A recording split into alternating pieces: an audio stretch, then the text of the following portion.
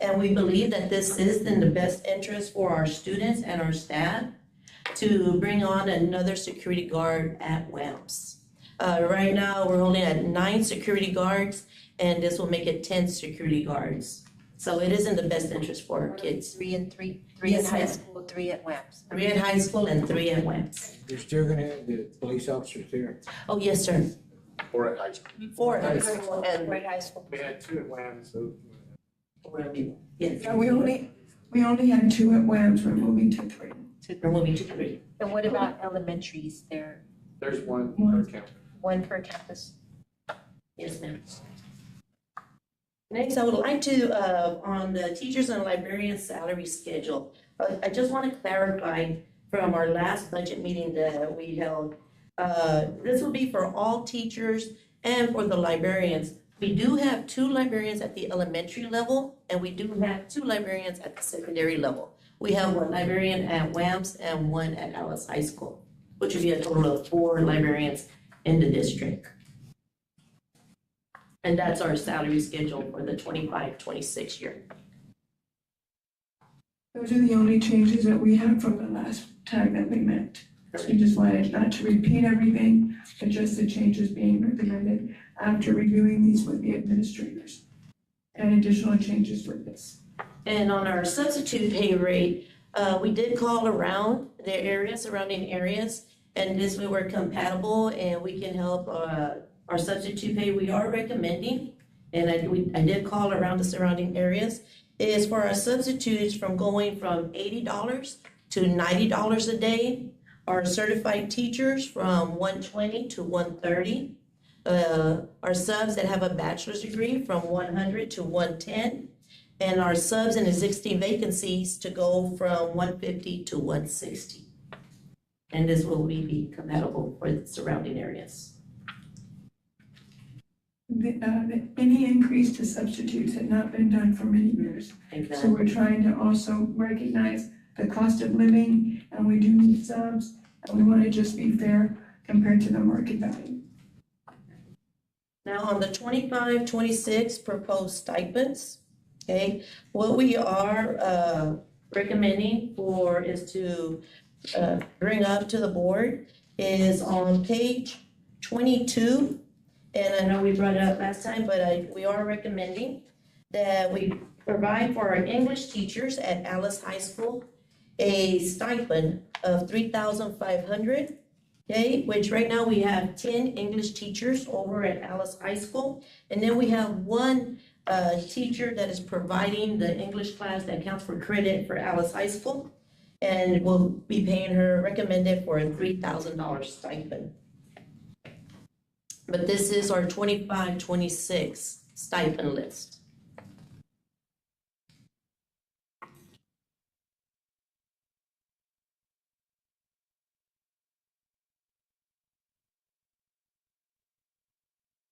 Any questions?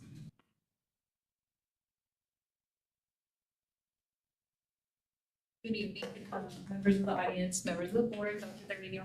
Last time we met at our budget workshop, you guys asked us to evaluate the difference between lowering the math, science, and English stipends to $3,500 versus keeping them at the $4,000 that they were at. And so these stipends get paid out of a Title II budget, which is a federal program. And so they lowered our budget this coming year by $68,000 overall. And they lowered the salaries category as well. So you see in green there, the new budget for the new year. If we keep everybody at $3,500, we will be under budget for salary and fringe at $212,000 for the year. If we go with the $4,000, we'll be over budget in our salaries category. So that's why we're still recommending to go with the $3,500 for the math, science, and English stipends. And for the English, it's going to be their first time ever receiving this stipend. Yes. So on the general fund side, when we were projecting revenue, we had some assumptions that we made. One of the first ones was that enrollment would be at 4,300 students, and of those 4,300, we're expecting an ADA of 91%. So in 23-24, we had a 91% ADA. In 24-25, we had 92.91. So we are aiming for a higher number, but for budget purposes, we are being conservative with the 91%. Our total taxable property values came in at 1.233 billion. This was lower than our 2024 values of 1.365 billion. And this is because of the new homestead exemption that is going to be coming into effect of 140,000 for each home instead of the 100,000 that we had in 2024. And we are estimating that our property taxes collected will be at 97%. So with the passing of HB2, we are receiving some additional money in the coming year.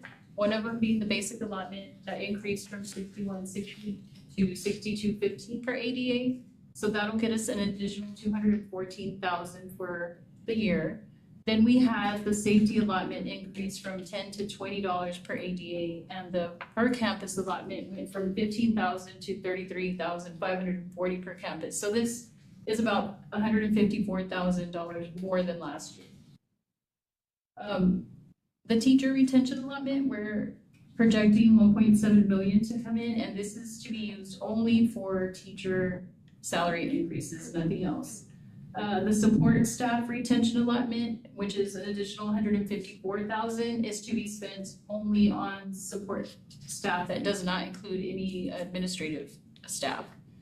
And then we have the basic costs allotment, which was $106 per student, and this is to help cover any operational costs like your transportation, your utilities, your insurance premiums, and that we're projecting at about 455,000.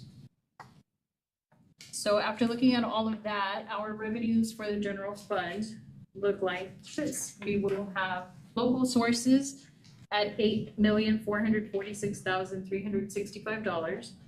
Our state revenues will be $39,364,231, and our federal revenues will be at $230,000, which brings us a total of $48,040,596. So last time we were here, we showed you all, how did it go so far? We showed you all 4 different models for some possible pay increases for our staff. And you guys asked us to focus on just 2 of the models, which was Model 3 and Model 4. So if you see Model 3, teachers will get a $2,000 increase if they have 1 to 2 years experience, $4,000 if they have 3 to 4 years, and $8,000 if they have 5+ years. And this will be based off of a PEMS report that will be submitted. And this will be the same in Model 3 and in Model 4. Professional and admin in Model 3, it's 2% of the midpoint, so the average increase for each employee there would be $1,722 per year. In Model 4, if it's 3% of the midpoint, the average is $2,702 per year. The paraprofessionals in both models will get 75 cents per hour, and that increase is about 4%. It's an average of 4%, and an average of $1,189 per year. Auxiliary staff would also get 75 cents an hour, and that increase is about 4.5%, or $1,370 per year. And the reason auxiliary staff is a little bit higher than paraprofessionals is only because they work calendars that have more days than the paraprofessionals, so their increase seems higher. So the total cost for Model 3 is $38,672,000. Model 4 is $38,739,000, and there's only a difference of $67,163. So we are going to go ahead and we budgeted for Model 4, which is the 3% increase, because at this time we think the district can take on these costs. So we also gave the campuses their own allotments to budget for, and so this was based on enrollment. So high school got $170 per student, middle school got $140 per student, and elementary's got $115 per student. We also had some cost savings when we were looking at the budget. One of the biggest ones was from our property insurance premiums. We went out to get a renewal for the incoming year, and which will be brought to the board at the next board meeting. So our premiums in 2024 were $795,000. In 2025, they'll be $689,000. So that's a $106,000 savings that we'll have from that, or a 13% rate in reduction in rate. And we did update the schedules with additions and deletions, like the stadium that we're not using this whole year, the bleachers, the press box, everything that we don't have there. Those are savings on the insurance. Yes. Our copier fees are expected to go down also because we're not using Sharon Wells this coming year, so we won't be making as many copies this coming year. And so that was about 42,000 for the Is that an year. inside joke? It is. Everybody knows. And then our biggest one is the substitute cost. So last year at this time, we were budgeting a deficit and we were looking at ways that we could decrease our costs. And the year before in 23-24, our substitute costs were over $800,000. And so that was one of the areas we were gonna focus on. And so our substitute costs went down to $571,000 for this year.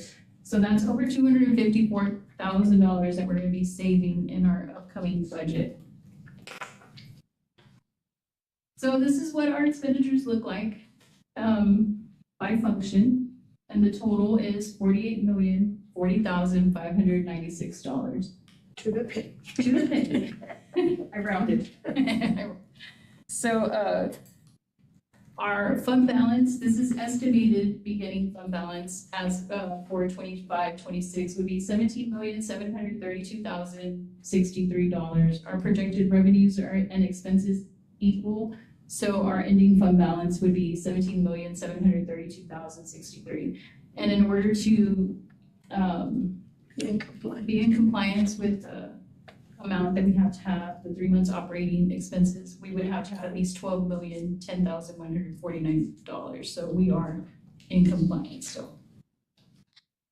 So then our next major fund is our child nutrition services, and this budget is at $4,662,606, but revenues and expenditures will balance. And then debt service is our third fund, and the budget for this would be $5,523,000. The revenue is the same, and this is enough to cover our debt payments of $5,518,000 plus. That's for all the bonds, That's for the bonds of 2024 and. Yes, 16. We will be paying one of them off this year, so we'll have one of them off the schedule. Bonds. One of them. And so this is really small. I don't know if y'all can see it, but you can see the three major funds put together and they're all balanced. And I just want to say that it's been not just this year, this has been years of work put into trying, because we knew we were gonna have deficits. So this has been years of work from everybody in the district, from the attendance of the students to the teacher attendance, the CCMR, just watching our budgets closely. So it's on everybody. Everybody did a good job. So, do you all have any questions? Well, I want to thank you for. So we would be able. 0, because you were here before, and you were, it was you, and, well, thank you for that. Thank you. So we'll be able to give that raise at 3%, 75 cents, the teachers, all that, without having to go to fund balance this year. That's awesome. So Awesome. I did have some questions, but it wasn't about the budget, it was about the stipends. And maybe, I don't know if it's cut off, so I don't know if this would go to Lynette, but, so I'm looking at like in athletics, and it could have been very well cut off, but I see that we have a head girls soccer, but we don't have an assistant There girls. isn't an assistant. There is an assistant, Yes, it was cut off, okay. Yes. And then I see that we have a head swim coach, but it says head swim girls. Is there a head swim boys, or is it just one It's coach? the same. It's one. Because it's 7 through 12 and there's no assistant, so I was just wondering. She has an assistant. She has an assistant? Oh, Yeah. It's a head swim coach. And then an And then there's the assistant. Okay. But is there an assistant? Yes. Yes, okay. Because it wasn't listed, that's why I was wondering. Okay. I think it just went based into a. Okay. yeah, when you put it in a PowerPoint, it cuts off. Okay, I was just wondering, because I was like, My God, she's doing 7 through 12 and all this. Yes. I just wanted to make sure. That's good. Any other questions? Yeah, I do. Back to the stipends as well. I noticed that the math and the English at the high school, we leveled them off at 3,500. But the English at middle school is 3,000, but MS is middle school, right? Right. It Yes. says 3,000. And math, middle school is 3,000. Should they not all be the same, or is there a difference because it's high school and middle school? I think they've always had them a little different. Okay. This last year, And the year before, every year, when I went back, they had it, the high school was higher than the middle school was. So, and that is the reason, I mean, is it harder to teach English at the high school than it is at middle school? I mean, I don't know, I'm asking, why the I think difference? also the recruitment piece, I mean, because that's throughout the state. The high school is just a little more demanding. The kids just, And then the one at the middle school that's highlighted, that one, y'all said gives them high school credit, right? yeah. Sir, But that one's 3,000, and the English teacher at the high school, which offers the same credit, is 3,500. yes, sir. Yeah, that one I can see because that is a high It's school. a high school credit. Yeah, I think we need to raise that one. But isn't the math also, because they do algebra 1 as well, right? Maybe one or two Yeah. sections. Yeah. Algebra 1, No, that's true. It's not all day. It's just Yes, one yes. section. and then biology as well. Okay. True. They should up that. It's just 26 kids or Okay, not all day. okay, I understand that then, okay. Same thing with the algebra, yeah. But those are good questions. Yeah, Yes, I thank you. think if they're teaching a high school level class, they should probably be compensated for that. And I think just because at the high school, if they're teaching the high school course, they're teaching it all day long. Right. And at WAMS, it'll be the, One section. or They the also one have to section. have that certification, like the English one or the algebra, math. Correct. Well, and I know it's easier to get, like, Yes. in middle school, they could be like a 4th through 8th generalist, and they can teach every subject, yeah. So, and I get that. But I kind of feel like they need something if they're being held accountable to, for those students to get credit and. So no, it's good. Thank you. Good questions. Thank you. Good job, ladies. Thank you. Is there any other questions or comments at this time? Thank you so much for your hard work. Thank you. And we're hoping to bring to the board on Monday the compensation plan and the stipends. So we can start inputting that information and the raises to come later on because Melissa needs to post the tax rate in the paper for 10 days. At this time, on to item number 5 on the agenda, adjourn. The time is now 5:59 PM. And this one is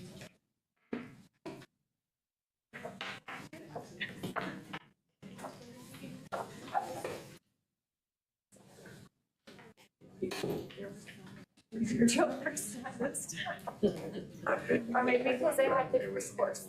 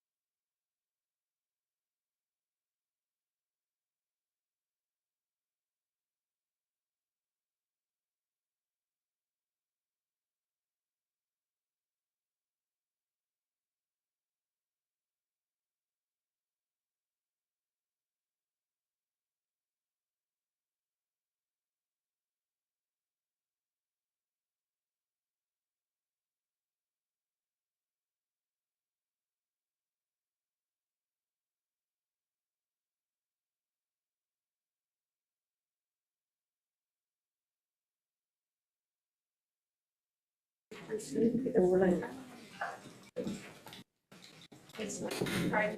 No.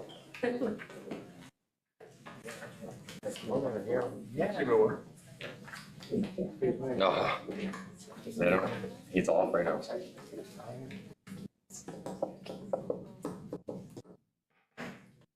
The time is now 6:32 PM. I'd like to welcome everyone here to the specially called board meeting here at the Alice Independent School District. Thank you for all of you who are joining in the audience, to all of you who are watching online and being invested in our district. Today is Thursday, August 7th, and I'm now calling this meeting to order. This is a specially called board meeting of the Board of Trustees of the Alice Independent School District to be held in the Alice ISD Administration Building 412, Pilot Trail, Alice, Texas 78332. To do the roll call, present today is Dr. Anicia Trevino, myself, Board President Jennifer Barrera, Mr. Vice President Herman Ariano, Trustee Adrian Peña, Trustee Ms. Debbie Guerra, Trustee Mr. Cody Reeves, and Trustee Mr. Lee Ramon. So at this time, we have a quorum.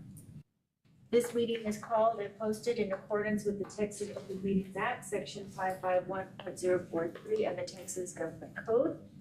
On to item number 3 on the agenda, the pledge to the United States flag, the Texas flag. I pledge allegiance to the flag of the United States of America and to the republic for which it stands, one nation, under God, indivisible, with liberty and justice for all. Honor to this flag. I pledge allegiance to thee, Texas, one state, under God, one and indivisible.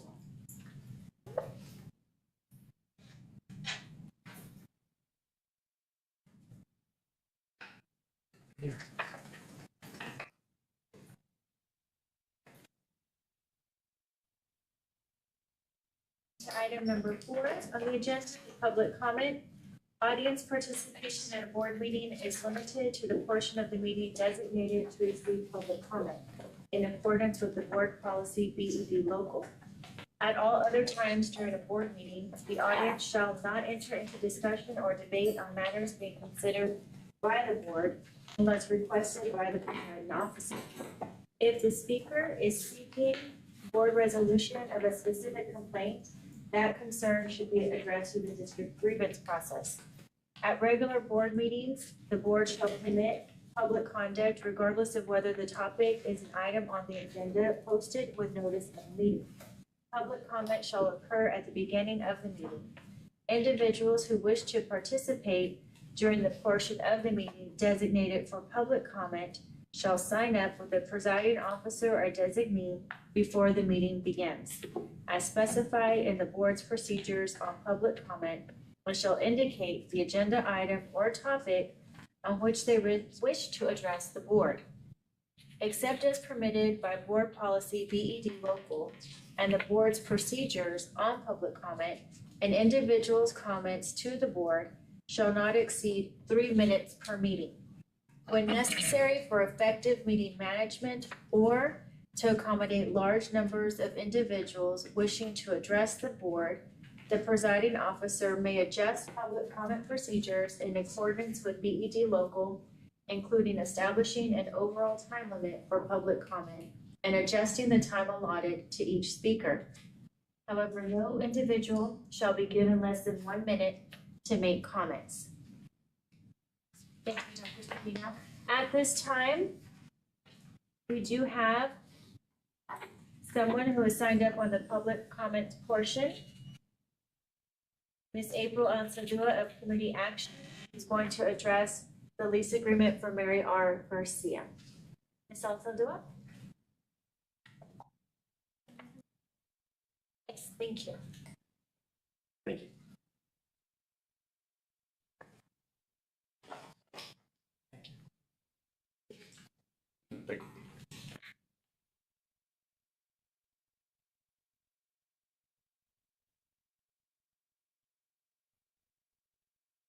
So, Board Chair, Dr. Anicia Trevino, and board members, I would just like you to know, so I'm here today. My name is April Anzaldúa. I'm with Community Action Corporation of South Texas with the Head Start Birth to 5 program.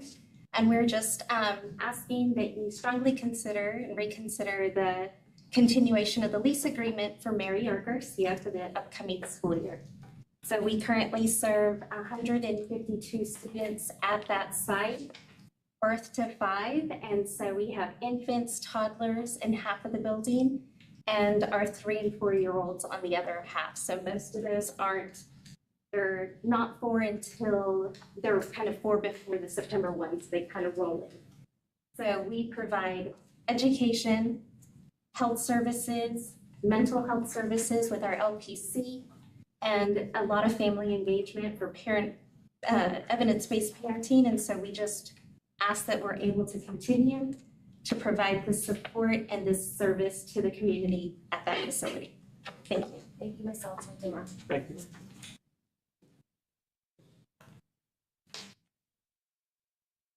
On to item number 5, the action items. 5A, consideration and possible action on the agreement with the Action Corporation of South Texas for the leasing of Mary R. Garcia for the 2025-2026 school year. We'd like to recommend that you all extend that agreement. We got the agreement in late July, and so we know that it's pressing for community action, being that they start school August the 12th, and that's why we thought it important to put it in this meeting. So we do recommend that the board approve this. It is continuing to serve the students in our community, and we'd love to have that partnership continue. Thank you, Dr. Trevino. At this time, do we have a motion? I'll make a motion. We have a motion by Mr. Hermon I'll second. and a second by Mr. Peña. All in favor? Aye. Any opposed? Motion passes. Item 5B, consideration and possible action of the policy implementing House Bill 1481, policy FNCE, local. Dr. Trevino? Yes, good afternoon, members of the audience, definitely members of the board. Last time that we had a board meeting, we did have Liana Vasquez share what the committee had evaluated as far as implementing House Bill 1481, which includes the fact that students cannot be using cell phones during the school day. And so we'd like to give you all an update of where the committee stands as well as with the principals. Good evening, Board President, members of the board, Dr. Trevino, the community. So last time I was here, we brought to you this as an informational item. So tonight we do bring this to you as for approval for our FNCE local. I do thank you for the opportunity to let us speak tonight about this issue. And we do know that it's pressing for our students who continue to use these devices during instructional time. So just kind of a little bit of background on that. So our House Bill 1481 was passed by the 88 Texas legislature. It mandates that school districts adopt a telecommunications policy restricting the use of personal electronic devices during instructional time. This is Texas law. This is not something that we're putting together on our own.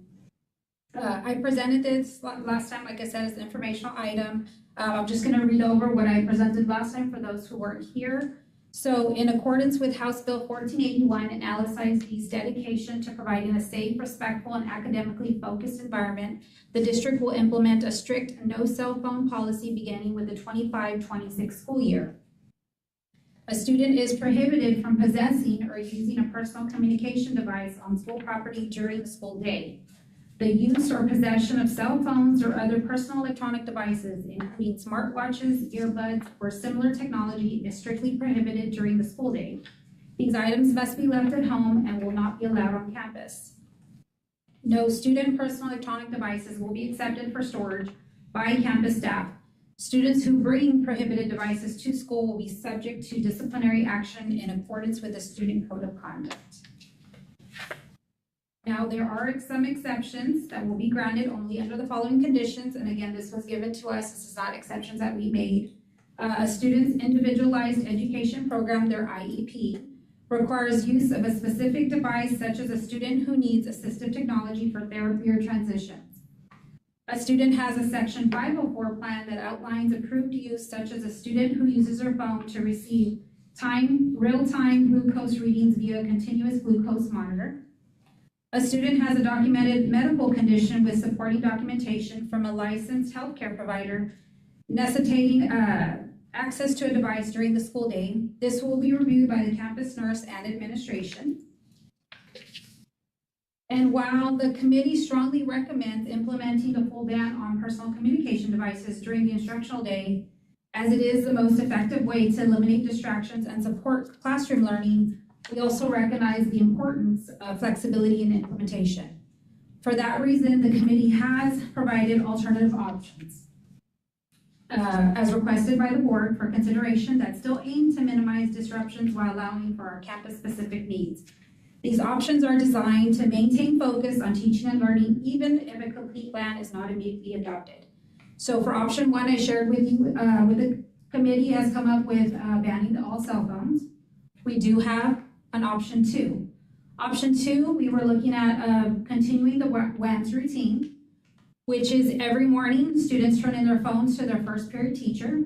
During the final 5 minutes of seventh period, they return to their first period classroom to retrieve their devices before dismissal. That would just be for WAMS only. All other campuses, the students would be allowed to store their phones in their backpacks with their phone turned off and securely stored at a site. For high school, the students must keep the personal communication device powered off the entirety of the school day while on school property and must keep it out of reach in the student's locker or in a backpack. That's our option two. Option three would be backpack storage only for all campuses. This would include students at all campuses will keep phones powered off and stored in backpacks during the school day. Any visible or audible use is addressed with disciplinary action. Students must keep the personal communication device powered off the entirety of the school day while on school property and must keep it out of reach in the student's locker or in a backpack. These disciplinary actions are for all three options. First offense would be devices confiscated, mandatory conference, written warning. Second offense would be the device is confiscated, mandatory conference, 1 day of in-school suspension, and 1 day of extracurricular activities. That is something new that we added. We didn't bring this to you last time. Third offense would be device confiscated, mandatory parent conference, 2 days of in-school suspension, 2 days of no extracurricular activities. Fourth offense would be device confiscated, mandatory parent conference, 3 days of in-school suspension, 3 days of no extracurricular activities. And then the fifth offense would be device confiscated, parent and student have to attend a mandatory 45-minute session. That would be with our counselors and social workers, just kind of looking at why cell phones are affecting our students. 4 days of in-school suspension, 4 days of no extracurricular activities. After the fifth offense, cell phone privileges are removed. And that, of course, would be for option 2 and 3.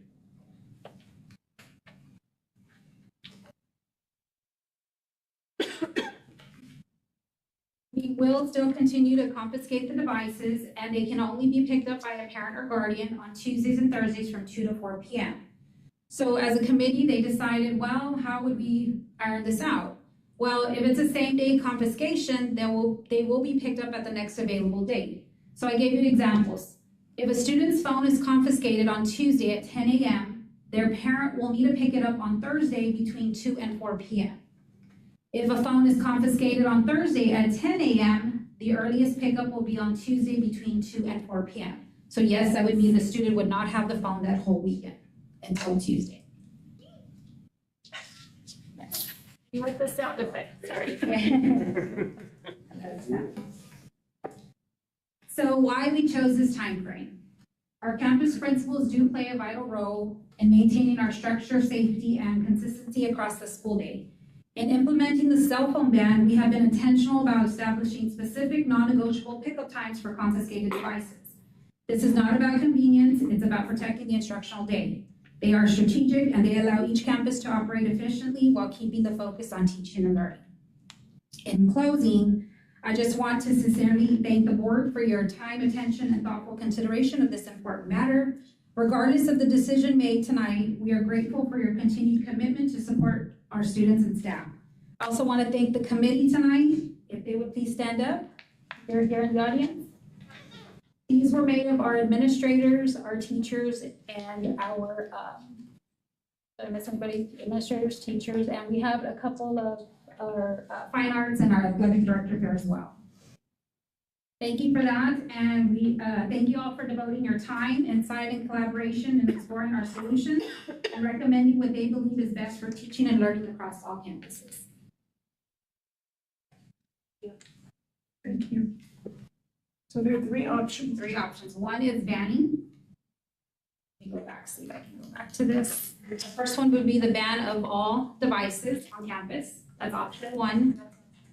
Two would be WAMs would continue their routine, which they pick up during first period. After the end of 5 minutes of seventh period, they would go back, pick it up during their first period class. And all the other campuses, high school and the elementaries, would have to, they're allowed to store their phones in the backpacks. That's option two. Option three would just, everybody just has the backpack storage on. How long has WAM's been doing it like that? This is, do I have 2 years. 2 years? This will be 2 years. This is your second year, Grace? Yeah, Sid started. Oh, no, since Dr. Cantuli was here. Okay, so When I started, Dr. Cantuli was started. Implemented. So 2 complete years going on 3. So it's 3. I have a question for both, I guess, Dr. Gunto and Ms. Bettis. How effective is that policy as far as compliance? So I'm gonna be honest, we're not at 100% compliance with our students. I think at the beginning of this school year, we were about maybe 80-20, or 80% of our students were turning in their cell phones. They were compliant, they were doing what they needed to do.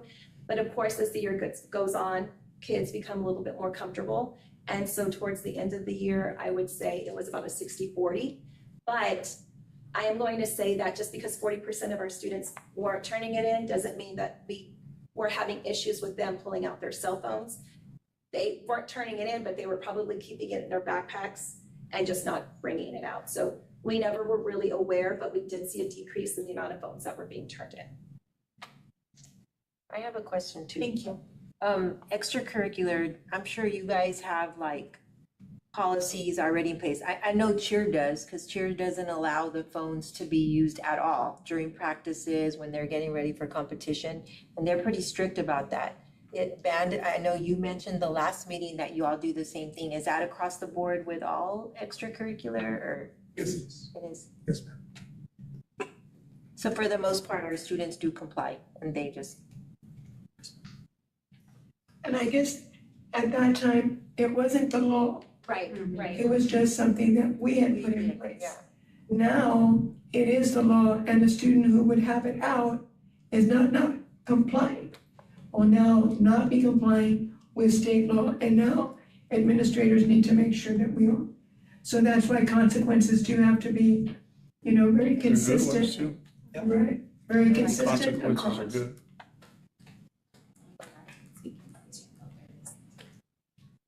We still do give that written warning, because we did, the last time we talked, we said, let's give them at least that first warning before they begin the consequences. So what exactly is 1 day of no extracurricular activities, and what determines Can I what have- day?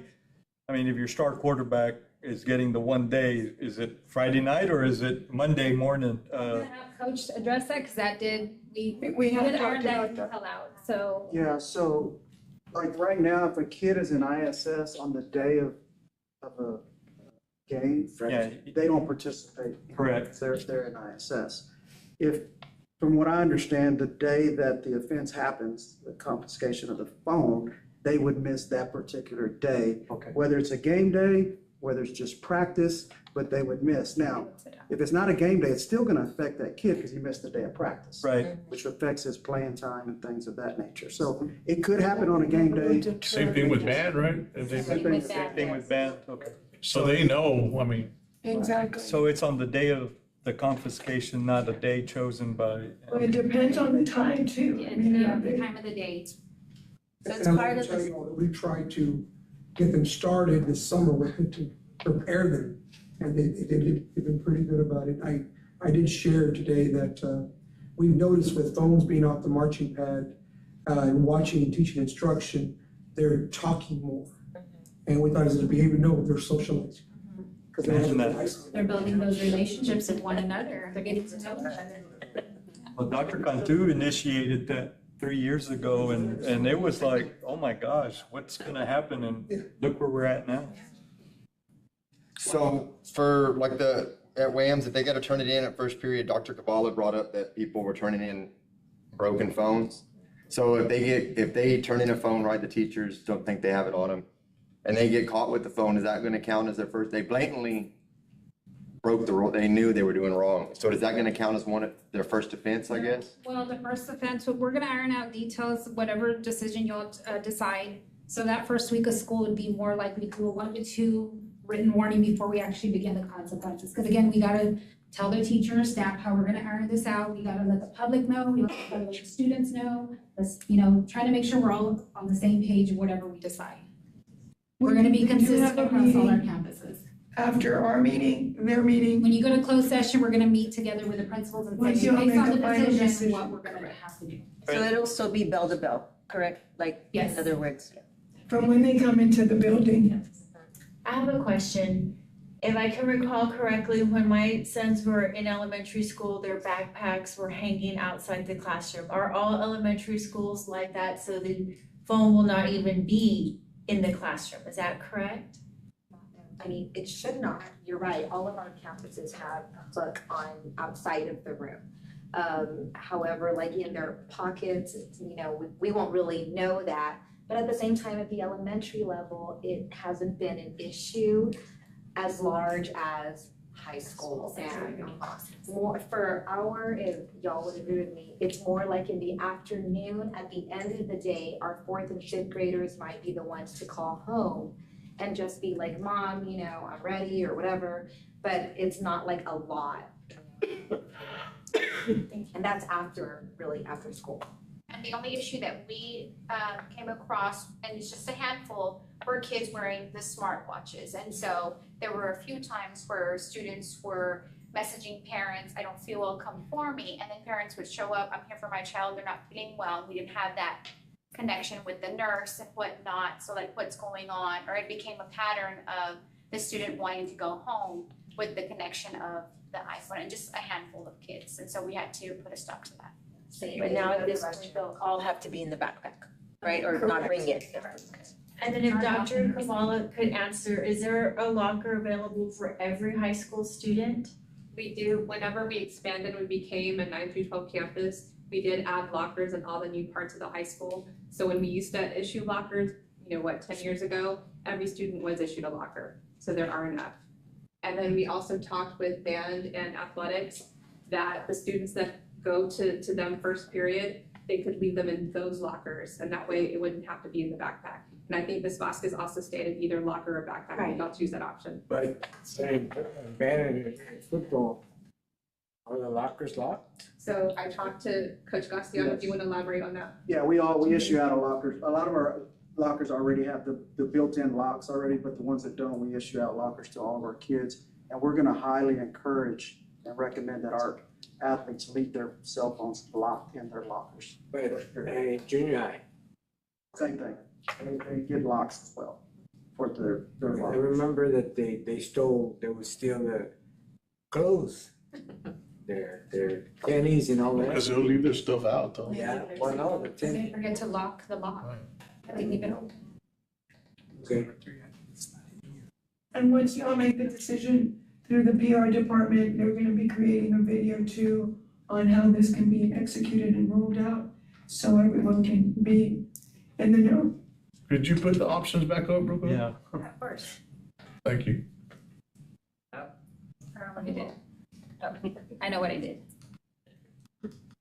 So option 1 is the ban, the no cell That phone one's policy. Okay, 2 is the WAMS routine where they continue what they're already doing now. High school and all other campuses would do the backpack storage. And then 3 would just be everybody doing the backpack storage.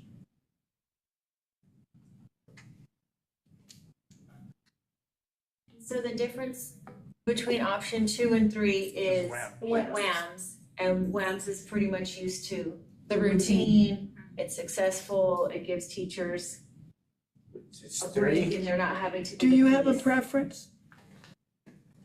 We are comfortable with option 2. Yes, because I honestly feel that that would be the best option for WAMs because our students are already used to it, with the exception of our incoming sixth graders, but we can definitely get them in the routine of that. And I think that it's also safer for them in the long run to have this option. I'll make a motion for option 2. I have one more question. Oh. I have one more. So if they, let's just say they don't turn it in, so is there a consequence if they don't turn it in and just leave it on off mode in their backpacks? So if we find it, if it goes off or if we find it, I mean, we can't, what I was told is we can't go through backpacks to specifically look for a cell phone. Right. And so with the ban, we were able to do that. So we were looking for 3 things. That's what we were prepared to do is, of course, weapons, drugs, and cell phones. But if they're allowed to keep them with them, you know, we couldn't go through them. It would just be, unfortunately, they need to turn it in. If a teacher suspects, they can let us know and we can question the student. You know, we can build that relationship with them and just let them know it's important for you to turn it in. And maybe call up the parent and tell the parent and have that conversation with the parent as well to make sure, did your child bring a cell phone? If they say yes, you know, we just need to follow protocol. We just want to make sure this is in place for the protection of your child. We don't want them getting in trouble. So just having those conversations with parents.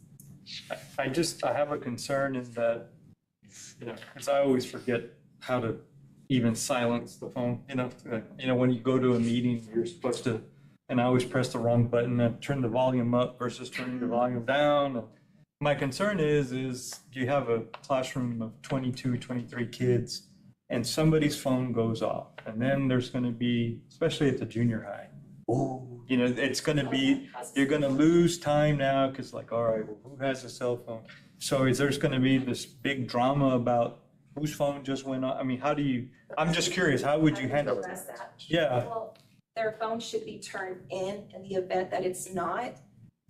We normally do go in if there's a disruption with the cell phone, especially now because it is against the law. Right.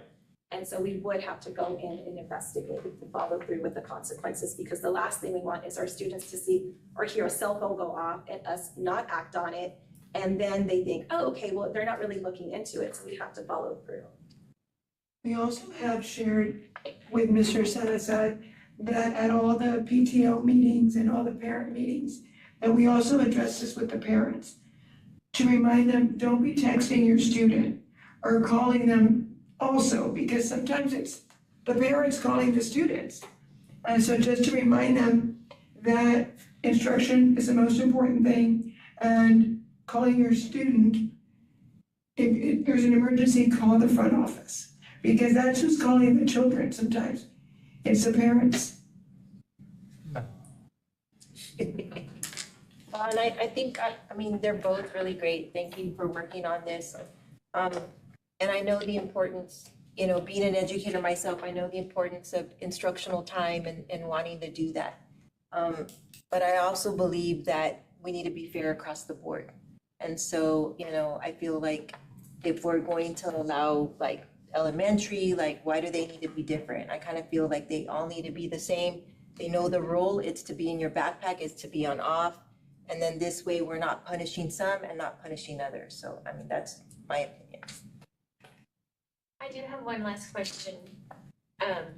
So with option 2, does that give the possibility to give the high school who are perceived to be, you know, a little bit more mature, a little bit more responsible, the opportunity to have them in their locker and backpack, and if that doesn't work, could we come back and change the policy, or how does that work?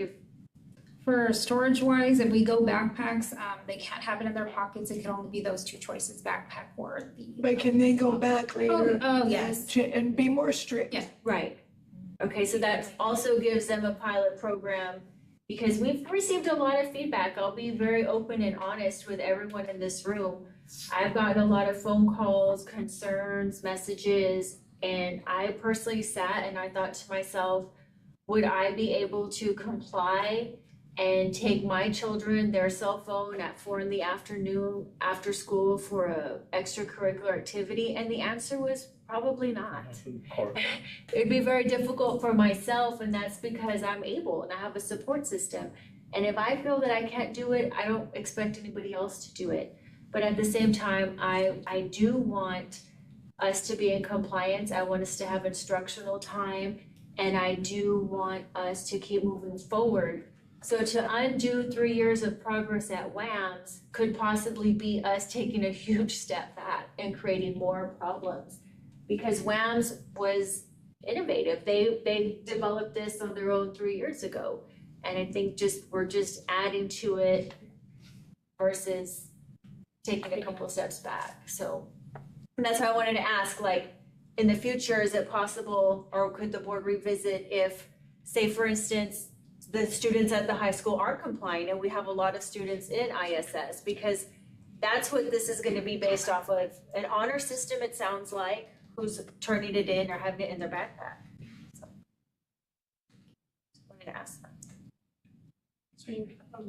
Okay, is there anybody who has a question, comment, or concern? We do have a motion by Mr. Ariano What was your motion? for option two.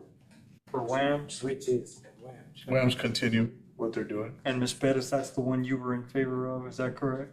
Yes, that's the one that I feel would be probably the best option for How our about the high students. school? It would be backpacks. Are you all right with that? Yes. Say I second them. Okay, and we have a second by Mr. Ramon. All in favor? Aye. Any opposed? Motion passes. Thank you. And thank you to everyone again on the committee. On to item 5C, consideration of possible action of the student code of conduct for the 2025-2026 school year. That would include approving the code of conduct based on what you just approved.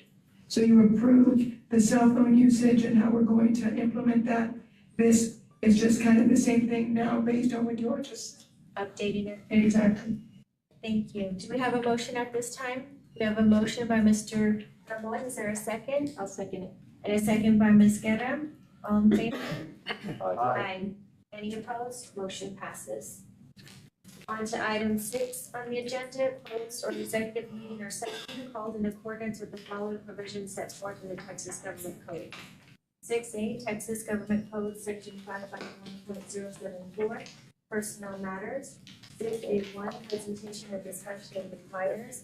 6A1A, Discussion of the Superintendent's recommendation regarding the hiring of an individual for the position of Assistant Athletic Director, Girls Coordinator. 6A2, presentation and discussion of retirements. 6A3, presentation and discussion of resignations. 6A4, personnel update regarding investigations. 6B, Texas Government Code, Section 551.071, legal matters, board attorney advice, and 551.074, personnel.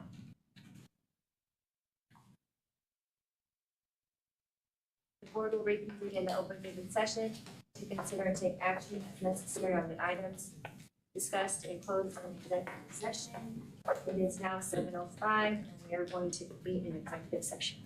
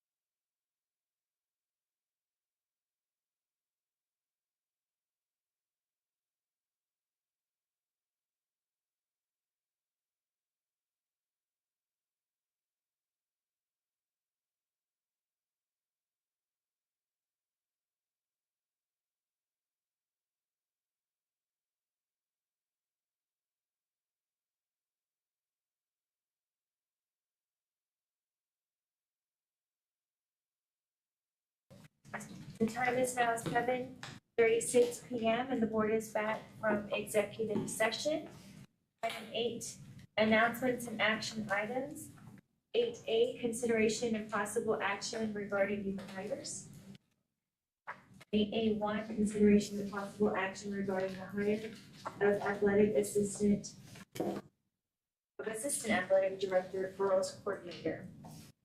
I'll make a motion to approve the hiring of the assistant athletic director, girls coordinator, coach, George Beltran. Thank I you, Ms. second it. Guerra. And thank you, Ms. Guerra. There's a second by Ms. Guerra. All in favor? Aye. Motion passes. Item 8B, consideration and possible action regarding retirements. No action. Item 8C, consideration and possible action regarding resignations. I'll make a motion to accept the resignation as discussed in executive session. Oh, you can say your name. Monica Garcia. Thank you. We have a motion by Mr. I should have Ariano wrote it down, I'm sorry. and a second by Mr. Ramon. All in favor? Aye. Any opposed? Motion passes. Item 8D, discussion and possible action regarding ongoing investigations. That was an informational item. There's no action. On to item 9, adjourn. The time is now 7:37 PM and this board meeting is adjourned. Thank you. That one was. Oh, yeah. Should have wrote down.